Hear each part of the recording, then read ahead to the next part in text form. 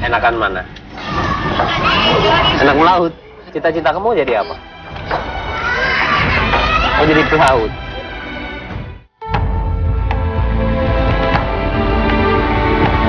Desa Tabalar Muara, Kabupaten Berau, Kalimantan Timur, masih cukup sulit dijangkau. Letaknya di salah satu sisi anak sungai Kapuas. Apa kita ke sekolahnya? Dari pusat kecamatan Tabalar, kami menggunakan kendaraan bermotor. Dan jalur selanjutnya masih bisa ditempuh dengan berjalan kaki melewati jembatan gantung yang berada persis di atas sungai Tabalar di desa Tabalar Kampung. Langkah kami berhenti di sebuah bangunan kayu yang disebut warga sebagai Dermaga Muara. Dari sinilah titik keberangkatan perahu Dompeng menuju desa Tabalar Muara. Dari sini pula perjalanan berat akan dimulai. Perahu Dompeng adalah satu-satunya moda transportasi warga yang akan menuju ke pedalaman perkampungan di ujung Tabalar Muara. Raungan suara mesin perahu Dompeng meninggalkan bibir dermaga. Perjalanan menyusuri aliran sungai Tabalar nan eksotis dimulai. Sungai Tabalar yang juga berhulu di sungai Kapuas memegang peran penting bagi kehidupan masyarakatnya. Aliran sungai nan tenang berwarna coklat ini seolah tak pernah kering. Kegiatan MCK juga dilangsungkan di sini. Jaraknya yang jauh, minimnya infrastruktur, serta sarana kebutuhan vital masyarakatnya yang terbatas, menjadi jurang pemisah antara desa Tabalar Muara dengan dunia luar. Lebih dari 300 jiwa warga desa Tabalar berusaha tetap sabar. Entah sudah penat dengan keluh kesah yang tak berujung, atau rasa pasrah yang sudah akut, rasanya semakin sulit membedakannya. Cuaca cerah mengiringi perjalanan di atas perahu Dompeng. Rimbunnya jajaran pohon mangrove yang tumbuh di sepanjang sisi sungai seolah menjadi petunjuk bahwa jalur yang kami lalui kian berat. Rintangan perjalanan mulai dihadapi. Jadi tidak hanya sebagai moda transportasi bagi warga, bagi penumpang yang akan menuju dan ke Tabalar Muara, pemirsa. Kapal Dompeng ini juga sebagai sarana angkut bagi barang kebutuhan warga. Bahkan untuk mengangkut material seperti kayu pun juga menggunakan kapal ini. Karena memang akses yang bisa dilewati menuju ke Tabalar Muara hanya melewati sungai Tabalar ini.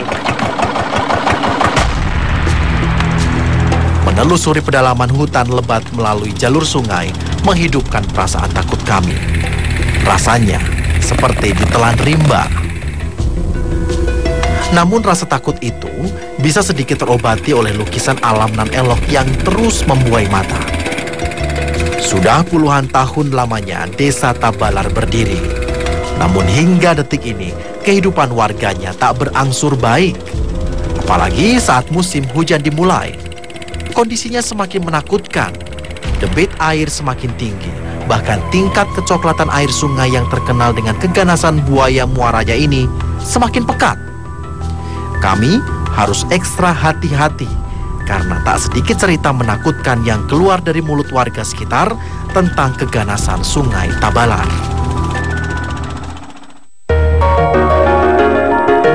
Perjalanan panjang berakhir di sebuah dermaga darurat di kampung Tabalar Muara. Ironis, itulah kata yang cocok menggambarkan desa Tabalar Muara yang berada di salah satu provinsi terkaya di Indonesia yang sekaligus menjadi salah satu penyumbang terbesar kas negara. Hidup masyarakatnya justru tidak bergelimang harta, hanya kesusahan yang tersisa. Padahal, desa Tabalar pernah digagas sebagai lumbung padi bagi Kabupaten Berau. Namun butuh perjuangan dan perjalanan panjang untuk bisa mewujudkan cita-cita itu. Sebagai desa yang membentang di sisi sungai besar Tabalar serta hamparan laut lepas, air bersih seharusnya bukan menjadi hal yang sulit diperoleh. Namun apa mau dikata, sumber kehidupan ini ternyata belum mengalir sesuai keinginan warga. Belum ada mekanisme yang tepat untuk menyuplai air bersih ke rumah warga. Akhirnya Akhirnya, mereka menampung air hujan dengan menggunakan tandon-tandon besar untuk memasok kebutuhan air setiap hari. Jauh dari hiruk-pikuk kota, membuat desa Tabalar Muara semakin sunyi. Kondisi ini semakin diperparah oleh ketiadaan aliran listrik. Penerangan kala malam menjelang di desa Tabalar Muara hanya ditopang dari keberadaan satu unit mesin genset yang menyala selama 12 jam saja, yakni dari pukul 6 sore hingga pukul 6 pagi.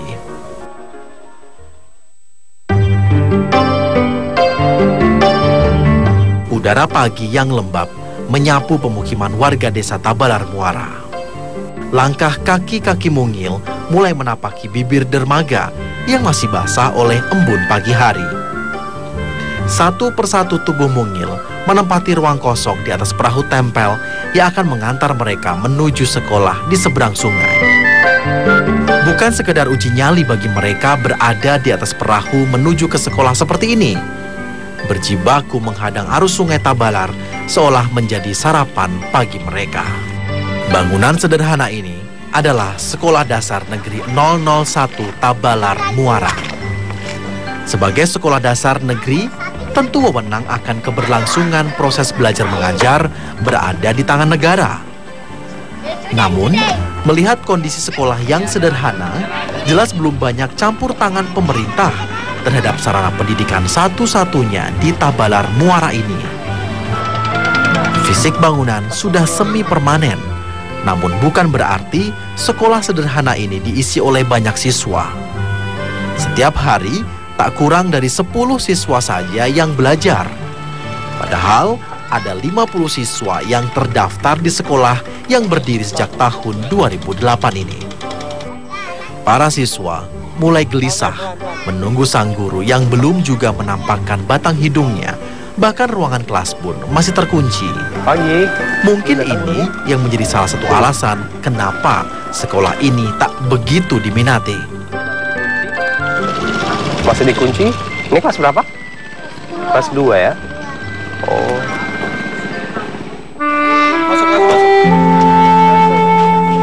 Sekolah Dasar Negeri 001 Tabalar Muara ini hanya terdiri dari 2 jenjang kelas saja, yakni kelas 1 dan kelas 2. Sementara siswa di kelas lanjutan akan melanjutkan pendidikan mereka di sekolah dasar lain di pusat kecamatan. Saya mencoba mengisi jam pelajaran di masing-masing kelas. Pelajarannya pun sama, belajar membaca, menulis, dan berhitung. Jadi proses belajar mengajar memang belum maksimal di sini pemirsa. Mereka masih tergantung dari kehadiran guru untuk bisa belajar setiap hari. Jadi semakin sering gurunya tidak datang ke sekolah ini untuk mengajar, maka semakin sering anak-anak ini libur.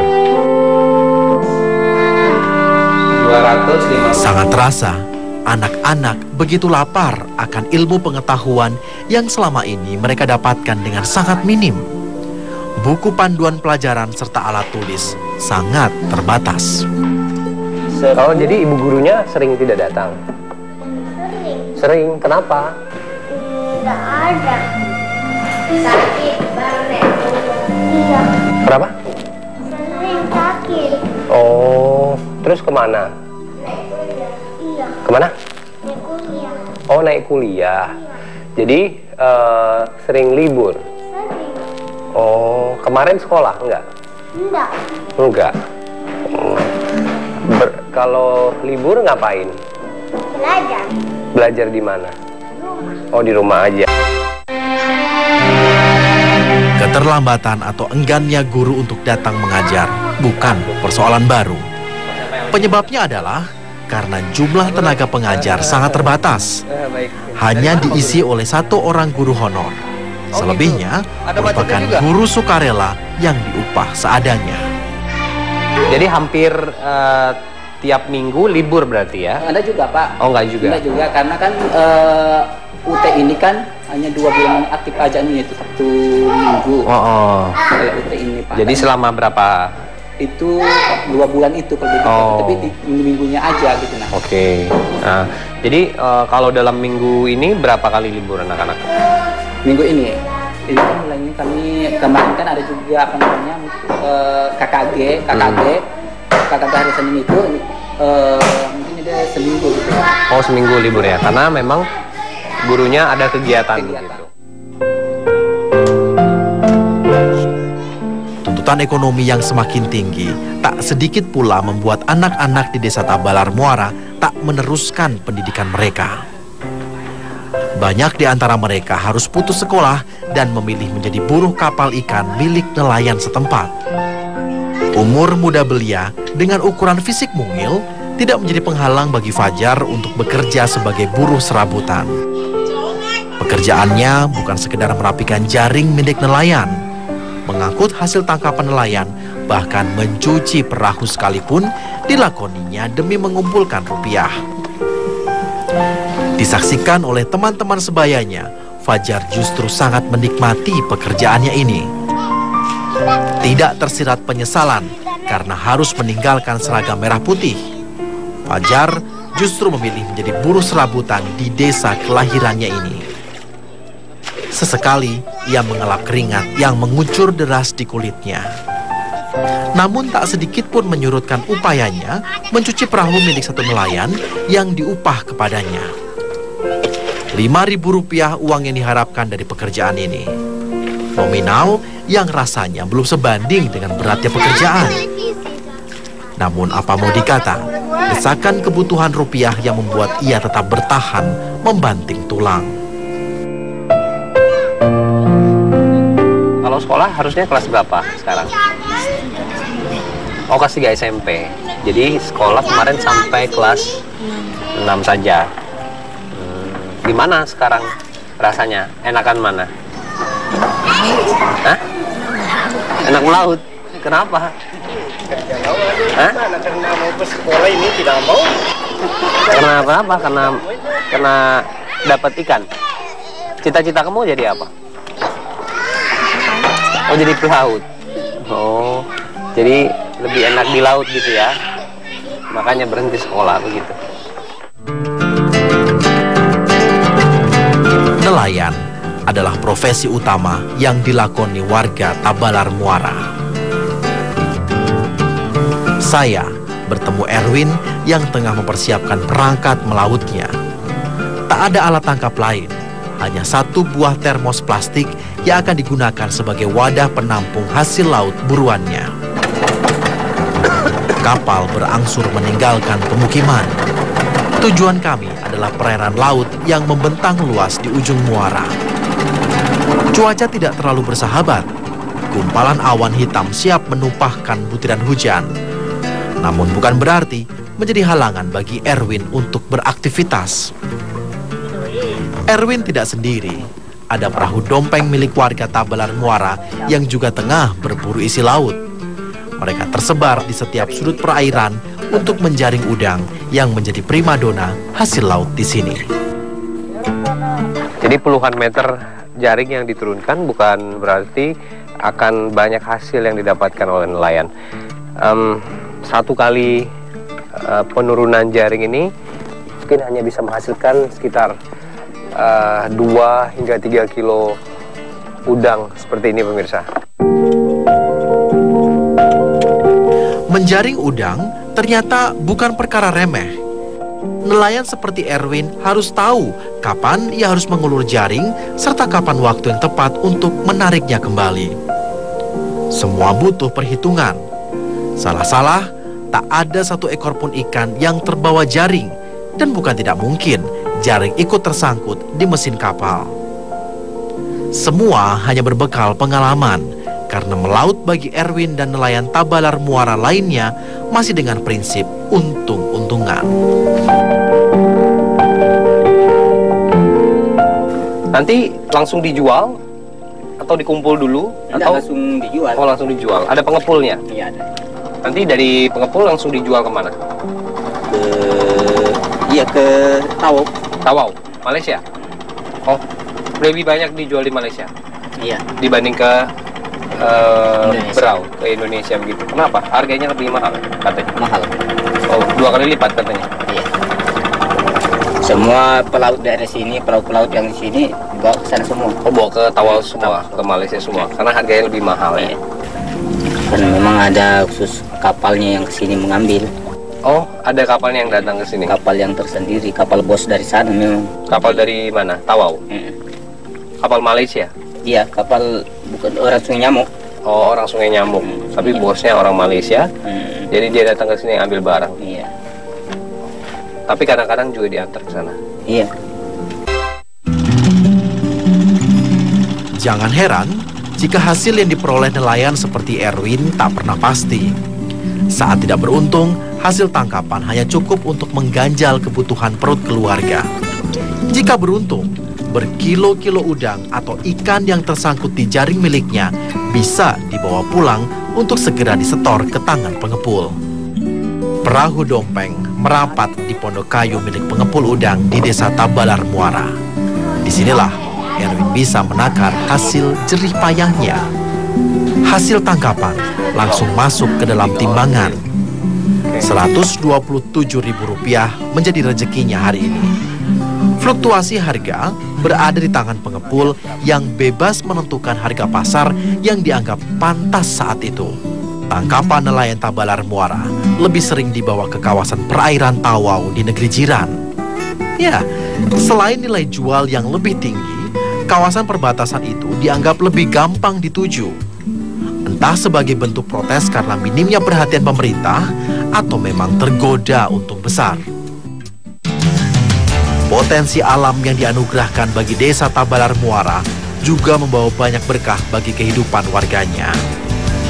Seperti kaum laki-laki Desa Tabalar yang mengisi waktu luang mereka dengan membuat perahu.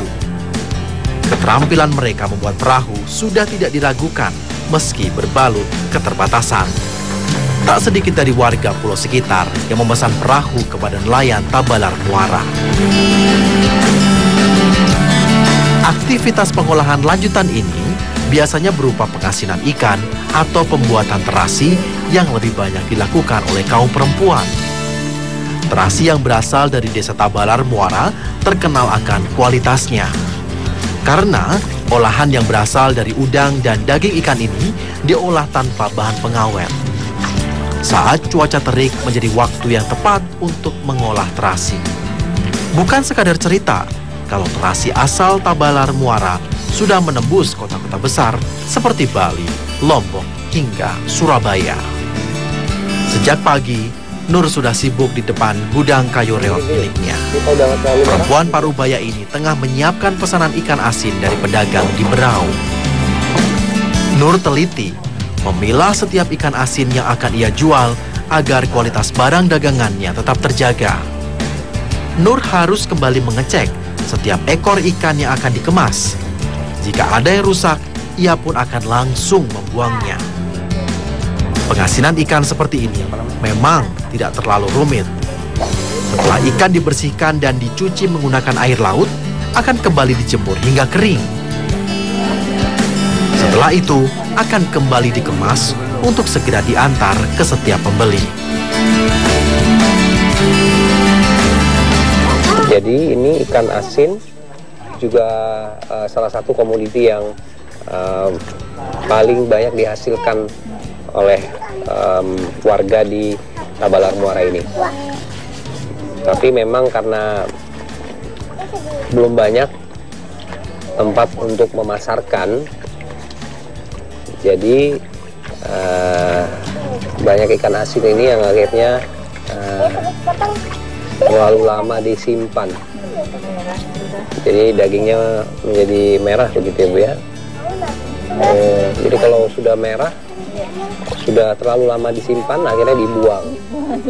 Karena memang belum laku. Jadi harus begitu terus prosesnya ya Bu. Keinginan Nur Hayati dan warga lain memang tak terlalu muluk.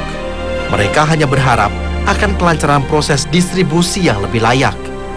Lagi-lagi, mereka harus mengetuk pintu hati pemimpin negeri ini untuk memberikan akses serta sarana yang memadai agar kehidupan yang telah mereka upayakan dengan perasan keringat bisa sedikit berbuah manis.